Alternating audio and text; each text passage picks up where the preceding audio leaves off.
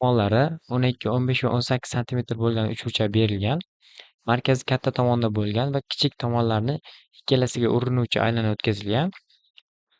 Aylana markazi uchburchakning katta tomonini ajratgan kesmalarni toping. Biz chizmamizda AO kesma bilan OC kesmani so'rayapti. Endi bizda burchakka chizilgan aylana markazi shu burchak bisektrissasi joylashadi. Ya'ni O markazli bizga berilgan yarim aylana burchak ABC ga ichki chizilgan aylana bo'lgani uchun uni O markazi B burchak bisektrissasida joylashadi.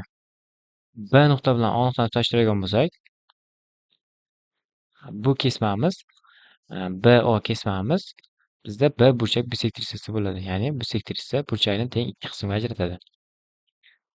AO kesmani x bilan belgilagan bo'lsak, OC kesmamiz 18 minus x ga teng. Bisektrissa formulasiga ko'ra AO ni AB ga nisbati OC ni BC ga nisbatiga teng. AO kesmamizni x bilan belgiladik. AB kesmamiz 12 ga teng. OC kesmamiz 18 minus x, BC kesma 15 ga nisbatan. O'zaro mahrajini 3 ga qisqartirib olgan bo'lsak, bunga 4 ta, bunga 5 ta. Proporsiya qilib olsak, 5x imiz 72 minus 4x ga teng. Bundan x imiz 8 ga teng. Demak, javob aylana markazi uchburchakning katta tomonini 8 va 10 santimetr uzunlikdagi kesmalarga ajratadi.